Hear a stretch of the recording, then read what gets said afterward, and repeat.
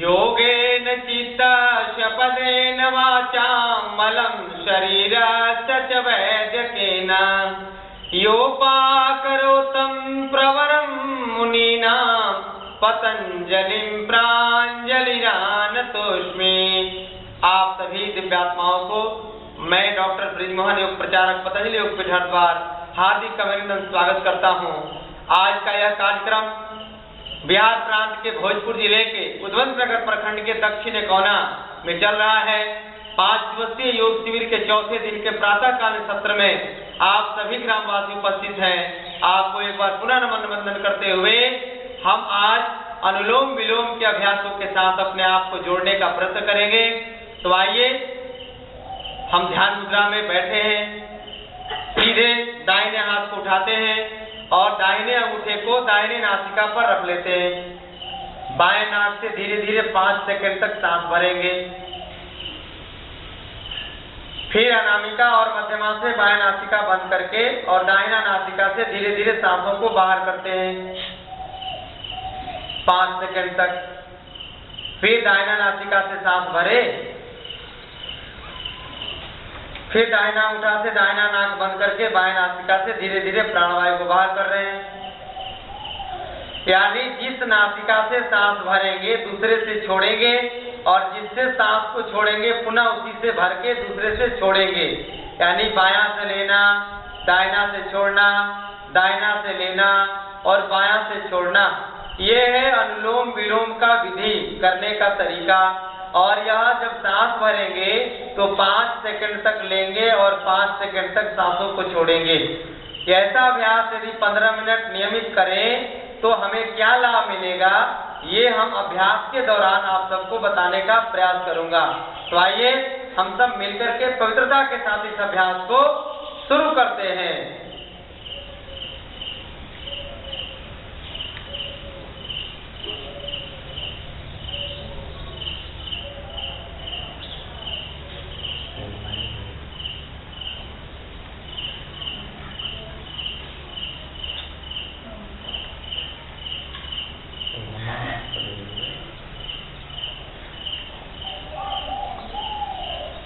लंबा गहरा सांस, आंखें बंद, पूरी तरह से आंखें बंद हो, ध्यान लगा हुआ हो।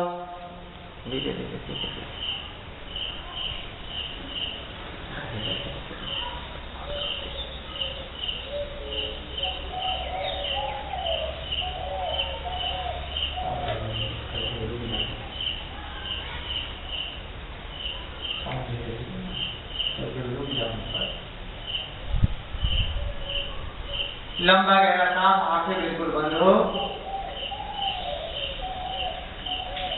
ओम असतो मा सद्गमय। बोलिए। लंबा गहरा सांस, आपका ध्यान सांसों पर टिका हो। समतो मा ज्योतिर्गमय मृत्युर्मायमृतमगमय। हे मां, मुझे असत्य से सत्य की ओर ले चलो।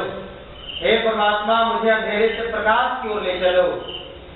मृत्युर्मायमृतम गमय, मृत्यु से पार करो मुझे, मृत्यु से अमृत की तरफ ले चलो। ओम भूर्भुवस्वः तत्सवितुर्वरेण्यं भर्गो देवस्य धीमहि धियो यो नः प्रचोदयात्। ओम त्र्यंबकं यजामहे सुगंधिं पुष्टिवर्धनम् उर्वारुकमिव बन्धनान् मृत्युर्मुक्ष्यमामृतात्।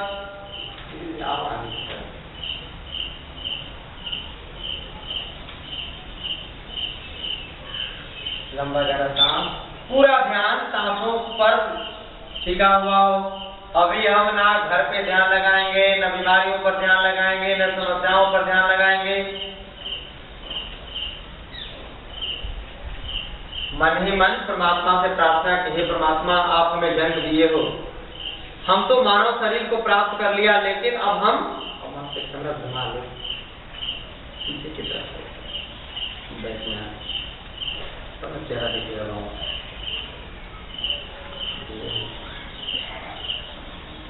आंखें बंद। अनुलोम विलोम का यह अभ्यास बहुत पवित्रता के साथ, सात्विकता के साथ चल रहा है। आप लोग बैठ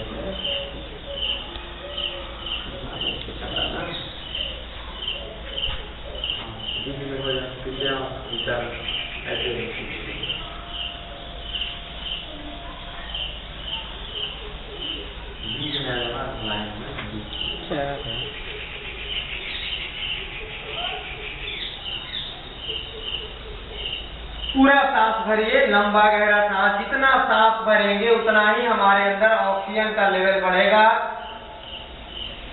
और सांस को लगातार भरने और छोड़ने से, सांस प्रश्वास की क्रियाओं को करने से नाड़ी शोधन भी हो रहा है।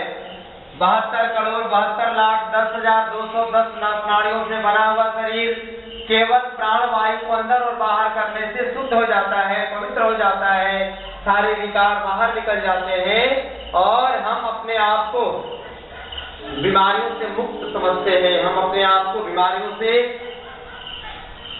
दूर महसूस करते हैं कि हमारे भीतर अब जीवन में किसी प्रकार की कोई बीमारी ना रही। बढ़ जाओ,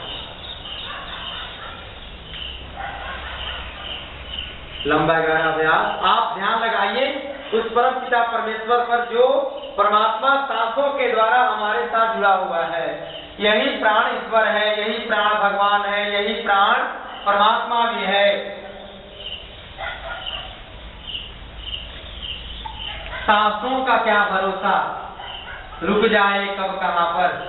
आंखें बंद, बिल्कुल मन ही मन अपने आप को सांसों के साथ जोड़ते हुए और अनुलोम विलोम के अभ्यास करने से गैस की समस्या, कब्ज की समस्या, माइग्रेन की समस्या, कपाड़ी की समस्या, मिर्गी की समस्या, अनिद्रा की समस्या, तनाव क्रोध की समस्या, जो रात दिन लड़ाई करते हैं, नकारात्मक विचारों की समस्याओं को दूर करने का ताकत है इसमें।